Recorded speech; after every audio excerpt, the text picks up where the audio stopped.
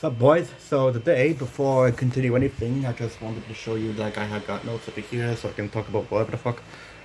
And basically, I wanted to talk about like where I've been and all that shit. So I wanted to first talk about like what I wanted to do, especially when it comes to me and YouTube. And I thought like, you know what, I might as well see if I can try and make like some sort of idea where I thought I could try to be a writer. I thought maybe I could also, while I'm being a writer, somewhere deep into the future, I thought from a writer I could use that writing for like my foundation idea, and I can turn that writing into being a director, movie maker, even TV series maker, whatever. So why now and not before? Well, basically, what happened was that I thought maybe I could try and come to MCUS at least for the last time as like a tribute goodbye type of idea. And in the meanwhile, there's been like some sparks and ideas, and that's the reason why I'm even making this video to begin with. And it all started ever since I was in MCUS, ever since around like December or some shit. And I remembered that there was like this spark of imagination of an idea that I wanted to have, but it was too vague for me to really understand, like, what do I really want to do? Like, as I was standing there in the middle of MCUS, I remember sitting there, and I'm thinking to myself, okay, what do I actually want to do? And I still had no idea what the fuck I wanted to do. And, you know, as time went on and as things went through, I decided, I remembered, I was watching, like, an Asmongold clip video about, what was it, if Dark Souls was an 80s fantasy movie and it was just like AI generated clips that made it look like as if it was Dark Souls. And I remember that Asmongold saying, dude, I've never been so excited for a movie that doesn't even exist. And I thought, you know what? Fuck it, that's it. I'm gonna see if I can do that. And ever since then, I thought maybe I could try and take, you know, this whole idea of, you know, Dark Souls a lot more seriously. And I thought maybe I could, you know, try and make a book that's heavily inspired with Dark Souls or Elden Ring or whatever cool gothic shit there is out there. And I thought, okay, yeah, there's an idea, but where can this idea go? So I had to ponder for a bit, and I thought, fuck, you're right. I can't just make a movie just from an idea because, you know, money and shit. So I thought, okay, what's a step down from making a movie? What about a budget? No, a budget can't fucking work because it'll look cringe. You'll never get any reputation from a budget idea. So I thought, yeah, fuck, you're right. Okay, where else can I go below that? Writing. I have to write scripts anyway, deep into the future. So I thought, fuck it. If I'm gonna be the creator and founder of like my Dark Souls inspired idea for like a book into a movie series, I thought I might as well try and take it from the very beginning, and we'll see how scaled up I can go. So that's number one. Number two, the reason why I thought of this idea was I just wanted to see where could I actually go in the future, because if it wasn't for something like this, I'd still be like clueless. Like, I'd probably be a lot more bumped down. I'll probably be like, you know, I feel like there's no fucking point. I'm just living for the sake of living. I don't want to, you know, commit Sudoku or shit like that because I said, nah, fuck that. That's an oath I don't want to do ever. So I thought, okay, what the fuck can I actually do? What do I want to go for like a career? Not a job, because a job can just be replaced every like 6 months or 3 months or whatever the fuck. But what do I actually want to go and take shit seriously as a skill, as a idea, as like where do I want to go in the future? And that's the reason why I've chosen being a writer, to being like a filmmaker, to being like a director. It's because I want my main book, which is called Shadowed Moon, by the way, to be a filmmaking series or a TV series, wherever God knows how many fucking years this shit's going to take. because I know it's gonna take years, and I mean years of developing and processing and all this shit. And mind you, I'm by myself. So for now, I have to start all by myself and and maybe in like fucking 3 years, 4 years down the line, maybe I'll get like, like a crack team of like 4 people, myself included. And then from that crack team, maybe it'll be like 20 people. I don't fucking know. All I know is that I know I want to do something, and I want to do something really fucking badass. And that's the reason why I'm making this video. So, let's actually begin as to what I want to go for. So, when I was still in MCAS, in semester 2, we had one of our teachers, I'm not gonna spew her name because, just being respectful. But basically, what she said was that this was just like her practice idea of like trying to force like the students, myself included, to go outside the box for creativity. And the reason why she did this was because, okay, what are things that people would like to go for? Oh, blood, guns, and violence and all that shit, right? So she thought, like, her idea was that if you were to try and restrict the rules of that shit, it will force the students to make it so that way they have to think otherwise, and they have to think more creatively. And this was especially a challenge for me because that's basically all my book is about. It's all about really bleak, dark, gothic, like fucking savage shit. And I'm like, well, fuck. Now what can I do? Because I wanted to see if I could turn Shadowed Moon as like a I would kill two birds with one stone type of idea. But the thing is was that for my book to be created, it had to be 8 weeks. Nah, bro, this shit takes 8 years even. So I thought, okay, Shadowed Moon has to be like postponed for now. Already. Because for me to get to Shadowed Moon, I have to get somewhere. Even though Shadowed Moon was like my main idea, my main project, I thought, you know what? If I want to give Shadowed Moon justice, I would need to go further step beyond. And I've made an oath to myself that in order for me to actually go to Shadowed Moon, I'd need to already make a prequel of the book as my first book, because the first book can then be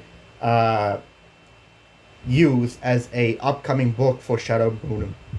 And I thought, okay, this is some weird Kingdom Hearts shit where it's all tangled because Shadow Moon was supposed to be my first book, but now it's postponed, and now I have to make a prequel of the first book that I was supposed to make, but it's never even been created yet. So it's like this weird, what the fuck shit. So I thought, you know what, let's just throw it out and see what we can make.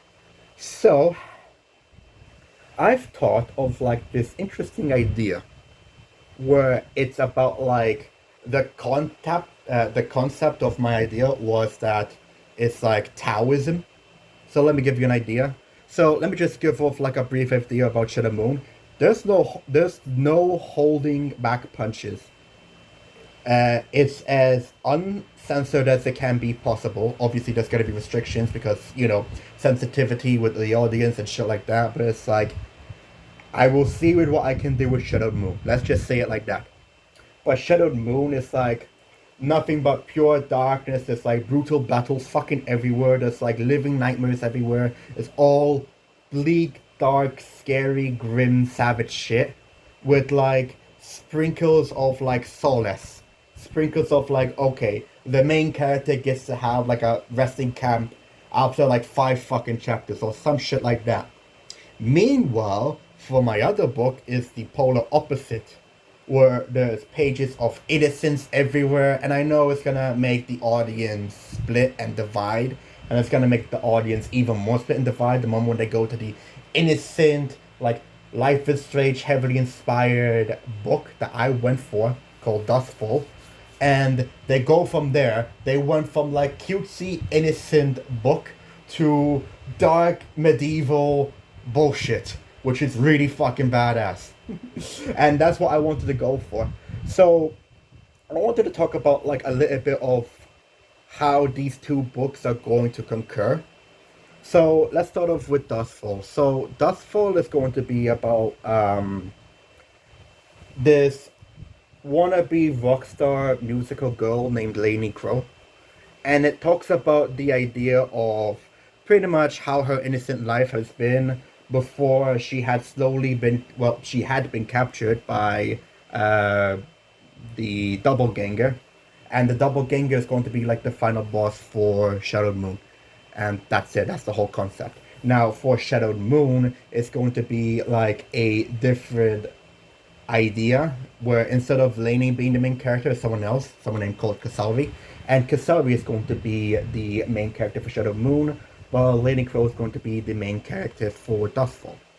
So the idea with, Lainey Crow and shit like that, it all started ever since when she was procrastinating for 3 weeks on doing her homework with her musical class, and her teacher is named like Scarlet Vane.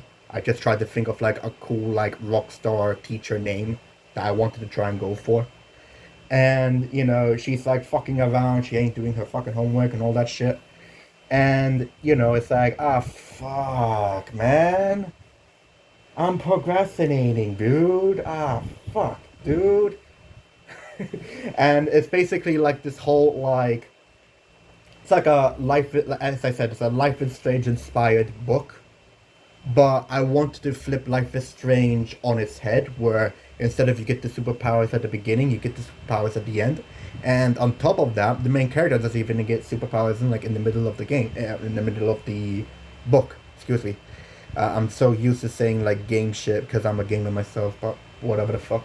Anyway, so as the story progresses, maybe there'll get to be like other characters that have powers long before Lainey even does, and she's like, "What the fuck? How in the fuck? This is so cool! I get to be friends with these people that have powers. All right, fuck yeah!" And at the very end, Lainey Crow does get powers, but it's not powers that she gets to use for her own purpose. These are actually powers that the doppelganger gave her as like a curse and a hex, and now her soul had been tormented and imprisoned to now be a banshee. So now she holds like this legendary guitar that the doppelganger gave her, and now she's a rockstar banshee. And whenever she uses her guitar, it makes it so that way the ghouls get to be summoned and they get to be her fans, and they get the headbang and shit. And I thought, okay, that's close enough that what I can do for Shadow Moon, and that's basically where like the transformation from Dustfall to Shadow Moon comes from.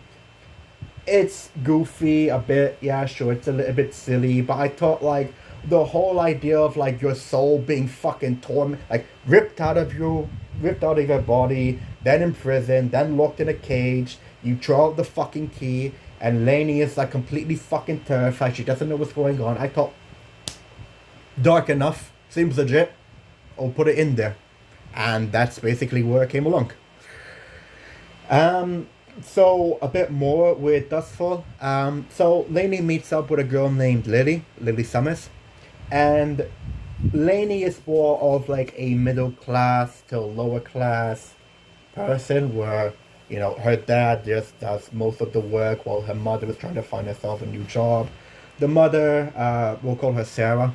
Sarah is trying to find like her new interests and career that she wants to go for, and she had like the idea that maybe she wants to go and work for the green government because she believes that the earth could be a lot more greener, and that's basically like her idea.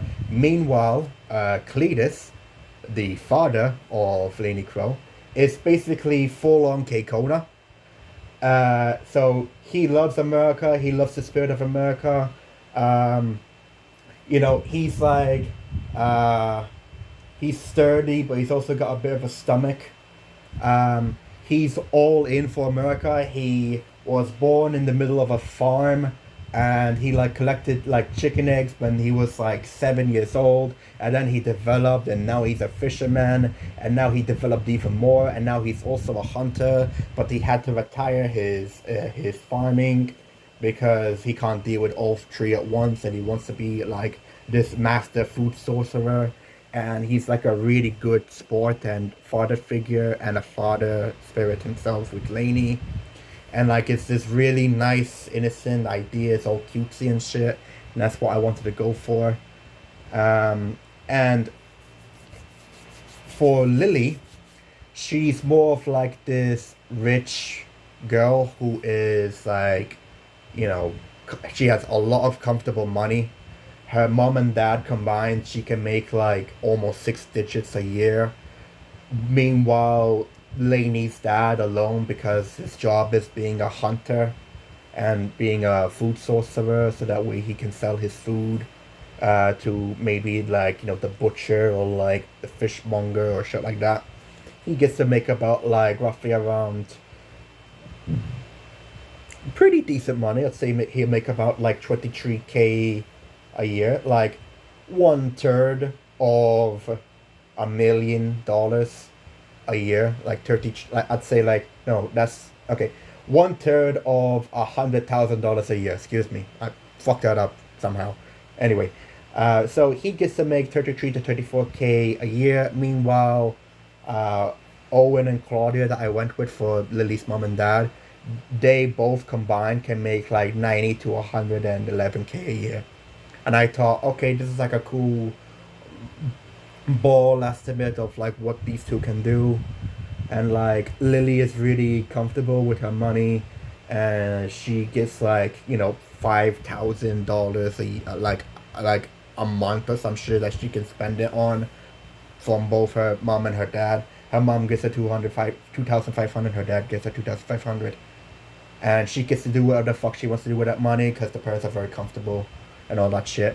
So like, and this girl, instead of being a dickhead, she's actually like this sweet, innocent, like lovely girl that everyone wants to be friends with.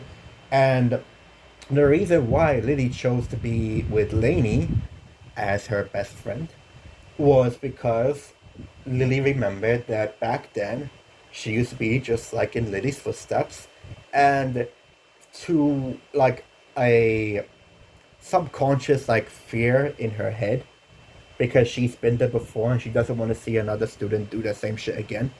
She thought that if she were to befriend Lily, it makes it so that way not only does she get to make friends, and not only does she get to show her personality, but she also feels like that she can motivate the person that's been through Lily's old footsteps to be pushed off and been proven right, that shit like procrastinating or feeling like you're a failure student can be beaten. And it's this really heartwarming, like innocent idea that I thought of. uh and Lily and Lainey become good, like fast friends, like almost automatically. And there's even like hints of lesbianism that I wanted to do because I wanted to make it even more innocent and adorable. Um, so so far they're like good friends, but as the story progresses, because of Lily showering Lainey with gifts, like they like Lily gives Lainey like treats and like sweets, and like she gives her free food, whatever the fuck equipment Lainey needs. Lily is like, don't worry, bro, I got this. Like Lily is like a fucking Lily is a giga chad when it comes to like being a best friend to Lainey, and she wants to be like as much of a good sport of a friend that she can be. But she also has to learn that because of her generosity, that the audience might fear that her generosity is going to be abused and used a shit ton because she's got the fucking money. And it was like this interesting concept I thought about, and I thought, yeah, maybe we could try and pull off something like that because what would it be like if you had a friend and she could just shower you with whatever the fuck gift you need? It could even be, going on a trip to, I don't know, fucking like Germany for like 3 days. And Lily's like, I got this. Like, whatever you want, Lily can do it for you. It's like a fucking genie, but she has to respect her own, like, responsibilities as well because she can't just shower like Lily with like $5,000 every fucking month because she needs to use her own money too. and she has to learn the idea of being responsible with her own money too, because she's kind of shit with her own money. And I thought, okay, we're getting somewhere. We're getting somewhere. So yeah, as the story progresses with Duskfall, what Lily has to do is beat the 4 tasks of her assignment so that way she can try and pass her class and move over to level 4 because she's a level 3 student and she hasn't even gotten a diploma yet. Meanwhile, with Lily, she's already beaten the class with level 3 and now she's moving on to level 4. So the idea is that Lily is around, I'd say, 20 years old. Lainey is about 19. It's kind of hard saying Lily and Lainey without getting fucked up sometimes, but I've gotten used to it because, I've been still working with the progress of my book. So, like, the idea is that the story progresses, and as the story progresses with, like, task one is all about you just need to grab a band, and that's it. And to make it easier is that you can choose whatever student that you want, even outside of class, but there's restrictions. You can only have like a level 6 student or a level 5 student one time.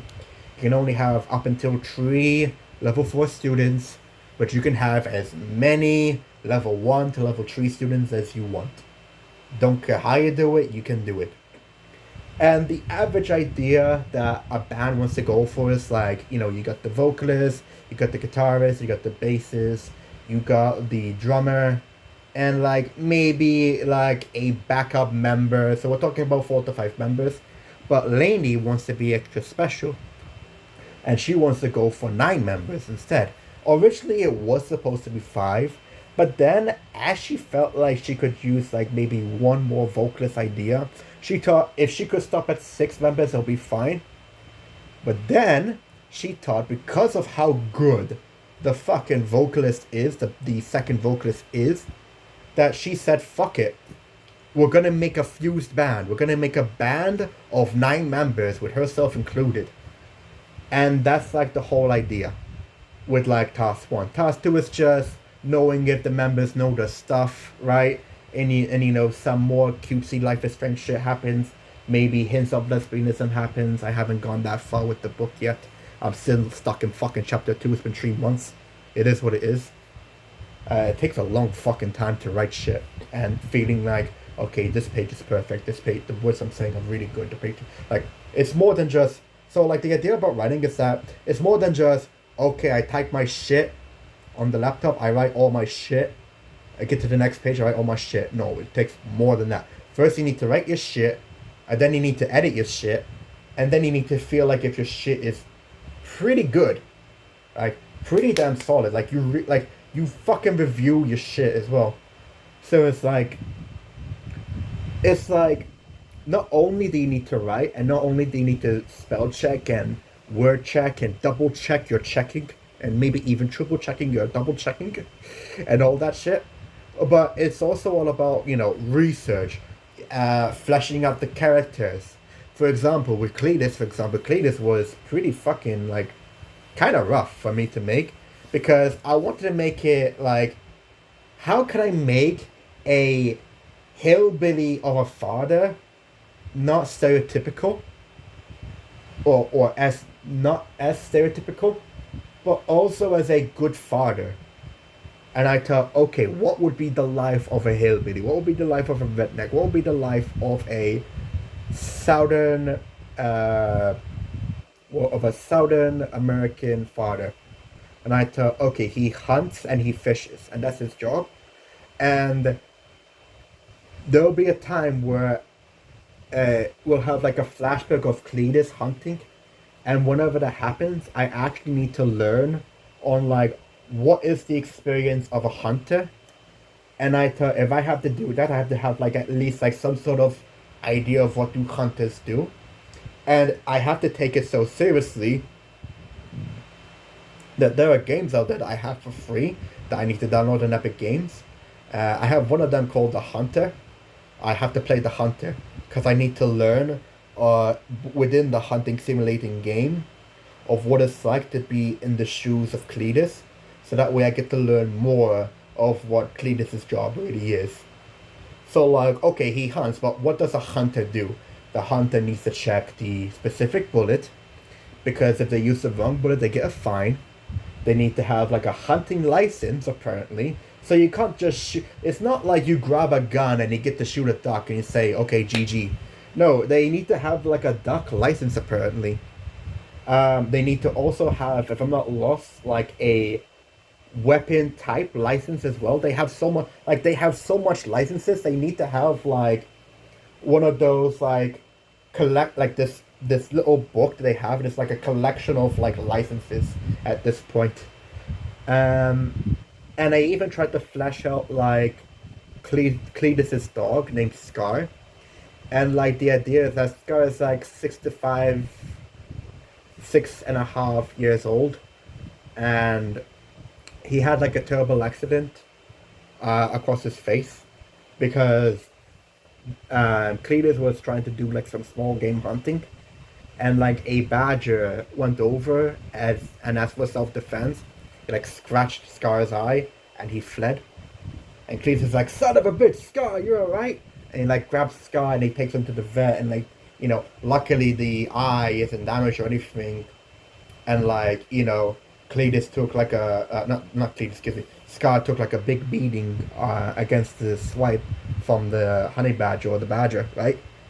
And but like he's fine. He even has like a heel scar, and like Cletus even gave him like a red bandana as like a reminder and an honor for how brave the dog is. Not how brave the dog is, because Cletus was a bit too clueless, but it's like an honor that he's alive, and it's an honor that he's still here. And it's a big like it's red for a reason, because it's a red flag for how fucked up not how fucked up, how much of a fuck up Cletus has created to Scar, and he doesn't want to do that shit again. Like, he doesn't want to lose his dog because, he fucked up once. He doesn't want to fuck up again. What if, like, he's actually dead from a swipe, or he loses his eye for real? He does. It's like a miracle. He still kept his eye and shit. And that's basically, like, the whole concept. Now, as the story progresses, and, like, I'd say, like, I'd say it's the late game of the book. It's after the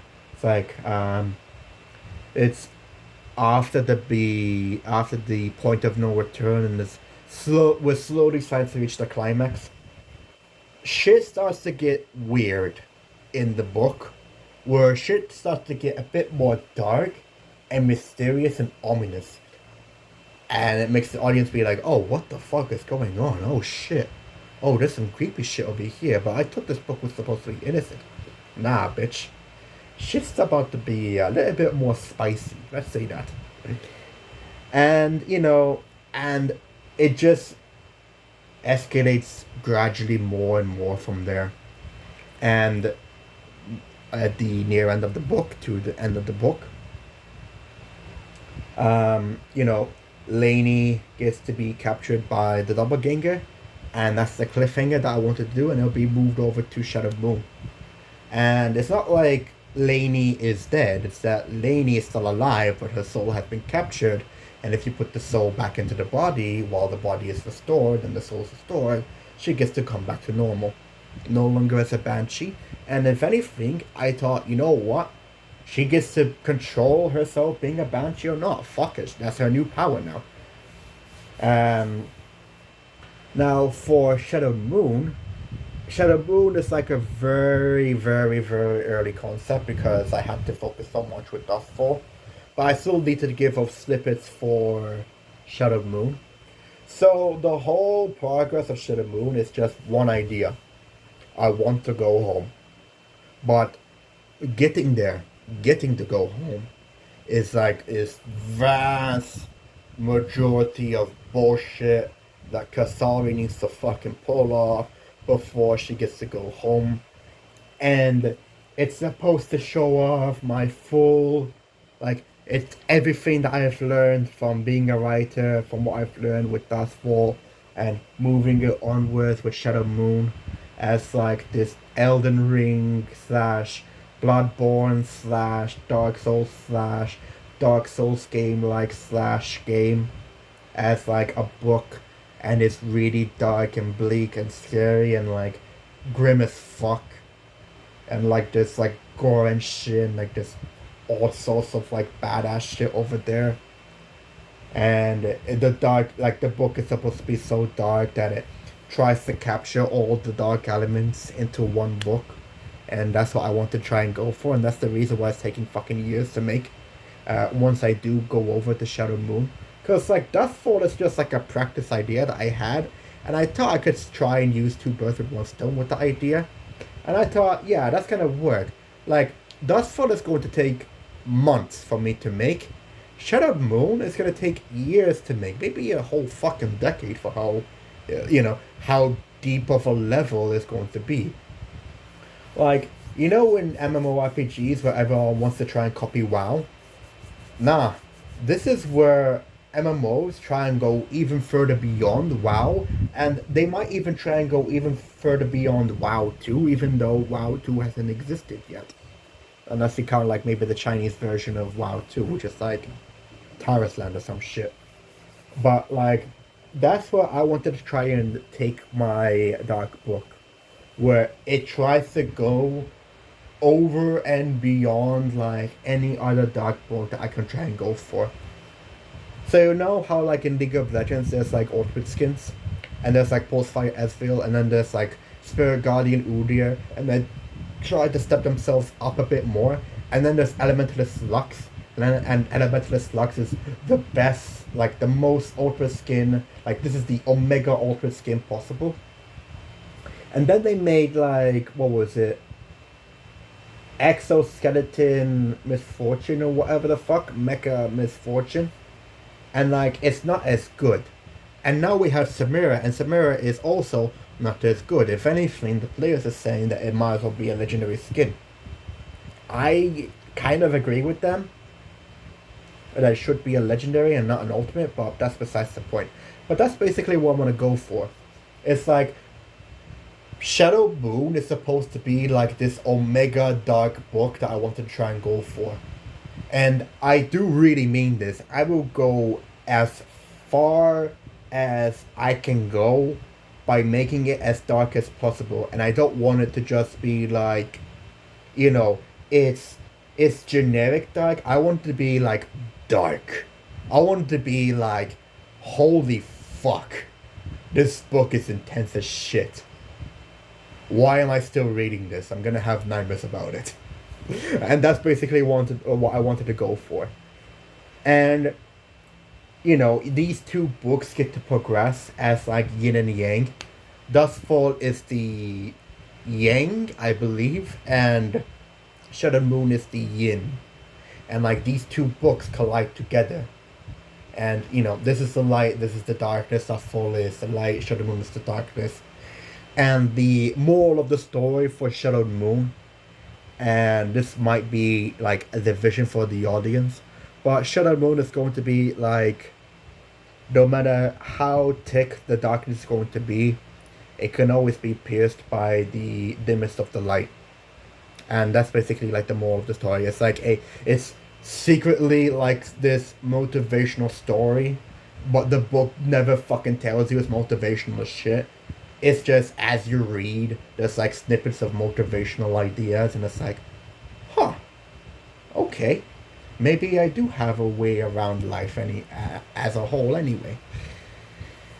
And I thought maybe before I get to leave, I wanted to see like, because it's gonna take months for me to complete Dustfall, so I thought I might as well see like my reflections with Dustfall as the story progresses.